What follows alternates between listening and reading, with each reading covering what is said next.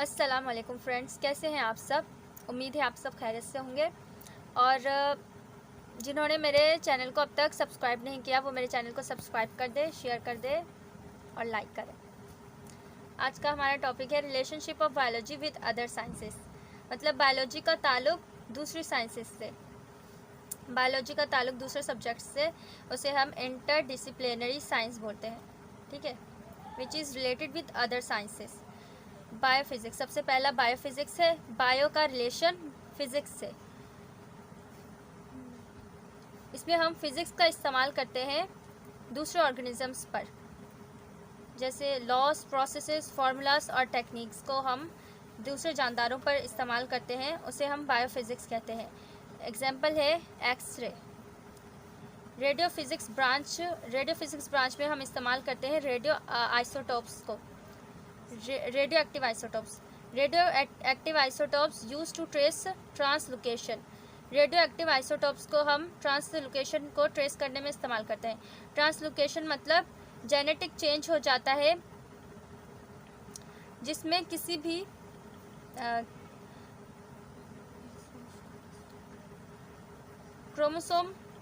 Chromosome का टुकड़ा, ये हमारा क्रोमोसोम है, इसका टुकड़ा ब्रेक होके किसी दूसरे क्रोमोसोम्स के साथ जुड़ जाता है। ये एक टुकड़ा ब्रेक हुआ, दूसरे क्रोमोसोम्स के साथ जुड़ गया, इसे ट्रांसलोकेशन कहते हैं। अब इसको ट्रेस करने में हम रेडियो एक्टिव आइसोटोप्स का इस्तेमाल करते हैं। Radio active isotopes diagnostic purpose के लिए भी इस्तेमाल होता है, रिसर्च के लिए भी और ट्रीटमेंट के लिए भी। जैसे ये थायराइड ग्लैंड है, थायराइड ग्लैंड हमारे नेक में होता है, लैरिंक्स में, और ये बटरफ्लाई शेप का होता है। थायराइड ग्लैंड में जब ट्यूमर हो जाता है, कैंसर सेल्स बन जाते हैं, तो उसको रिमूव करने में, उसका ट्रीटमेंट करने में हम रेडियो एक्टिव आइसोटोप्स को इस्तेमाल करते हैं। और जो किडनी में स्टोन बन जाता है, पत्थरी बन जाती है, तो उसको भी ब्रेक करने में हम लिथोट्रिप्सी का इस्तेमाल करते हैं। और अल्ट्रासाउंड में हम साउंड वेव्स का इस्तेमाल करते हैं। ये सब फिज़िक्स में आते हैं, इसको हम फिज़िक्स में आते हैं तो इसको हम बायोफिज़िक्स इसलिए बोलते हैं। ये सारा प्रोसेस बायोफिज़िक्स में ही होता है। बायोमैथमेटिक्स या बायोमेट्री। बायो का रिलेशन मैथमेटिक्स से। मैथमेटिक्स वो ब्रांच है जिसमें हम डाटा कलेक्ट करते हैं लिविंग ऑर्गेनिजम्स का। जैसे कोविड-19 में कितने लोग इन्फेक्टेड हुए, कोरोना वायरस से कितने लोग इन्फेक्टेड हुए, कितने लोग कोरोना वायरस से ठीक हो गए, रिकवर हो गए, और कितने लोगों की डेथ हो गई, कितने लोग मर गए। तो इन सब का डाटा कलेक्ट करते हैं हम, उसको हम बायोमैथमेटिक्स कहते हैं। और जेनेटिक्स में जो कैरेक्टर्स माँ बाप से बच्चों में ट्रांसफ़र हो जाते हैं, जैसे उनके बालों का रंग, उनकी आँखों का रंग और उनके सारे करैक्टर्स जो आदतें होती हैं, उनको काउंट करने में कि कितनी पॉपुलेशन में कितने ज़्यादा करैक्टर्स आए हैं, ये भी हम बायोमैथमेटिक्स में करते हैं। और बायोकेमिस्ट्री। बायो का रिलेशन केमिस्ट्री से। केमिस्ट्री में हम मॉलिक्यूल्स को स्टडी करते हैं, उन मॉलिक्यूल्स को स्टडी करते हैं जो एसोसिएट होते हैं ऑर्गेनिजम्स के, लिविंग ऑर्गेनिजम्स से एसोसिएटेड होते हैं, जुड़े हुए होते हैं, यानी लिविंग ऑर्गेनिजम्स के अंदर पाए जाते हैं, जैसे प्रोटीन, कार्बोहाइड्रेट, लिपिड्स और न्यूक्लिक एसिड्स। ये तमाम हमारे बायोमॉलिक्यूल्स हैं जो लिविंग ऑर्गेनिजम्स में पाए जाते हैं। और इनका हम स्ट्रक्चर स्टडी करते हैं।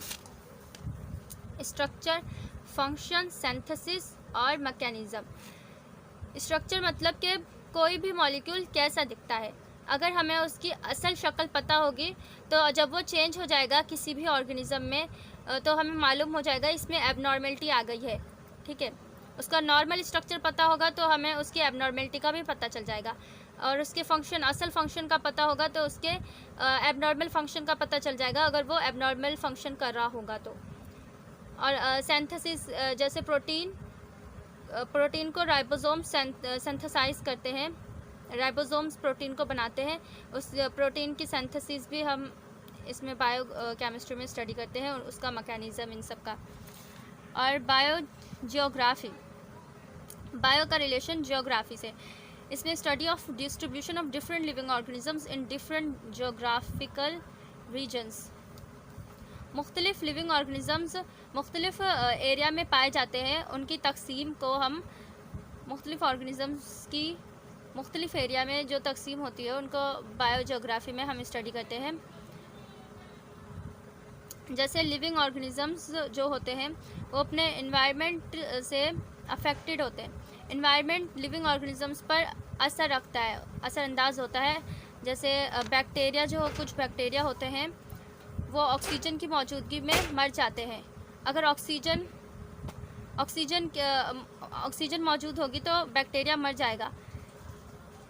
ऑक्सीजन बैक्टीरिया पर असरअंदाज हुआ। और एनिमल्स जो होते हैं वो पर्टिकुलर एक ख़ास इन्वायरमेंट में पाए जाते हैं इन्वायरमेंटल कंडीशंस की वजह से। जैसे कैमल जो होता है वो डेजर्ट्स में ही पाए जाते हैं। और पोलर बियर होता है वो बर्फीले इलाके में पाया जाता है। अगर हम उसको पोलर बियर को किसी ऐसी जगह रखेंगे जहाँ ज़्यादा टेम्परेचर है तो वो सरवाइव नहीं कर पाएगा, मर जाएगा। इसलिए हम इन सब चीज़ों को स्टडी करते हैं बायोजोग्राफी में कि कौन सा ऑर्गेनिज़म किस एरिया में सूटेबल है, कौन सा एरिया किस ऑर्गेनिज़म्स के लिए सूटेबल है, तो उसकी डिस्ट्रीब्यूशन को हम स्टडी करते हैं बायोजोग्राफी में। बायो इकोनॉमिक्स में हम लिविंग ऑर्गेनिज़म्स को स्टडी करते हैं, उन लिविंग ऑर्गेनिज़म्स को जो इकोनॉमी के लिए अहम होते हैं और जो प्रोडक्शन करते हैं। जैसे मीट की production, leather production, egg production और मिल्क प्रोडक्शन। इकोनॉमी का मतलब होता है कम पैसे खर्च करके ज़्यादा फ़ायदा हासिल किया जाए, ज़्यादा रिसोर्सेज हासिल किए जाएँ, ज़्यादा फ़ायदा हासिल किया जाए। और बायो इकोनॉमिक्स से हम एनिमल्स को यूज़ करके इकोनॉमी बढ़ाते हैं, इसे हम bio. Hope you understand. Next video में मुलाकात होगी। अल्लाह हाफिज़।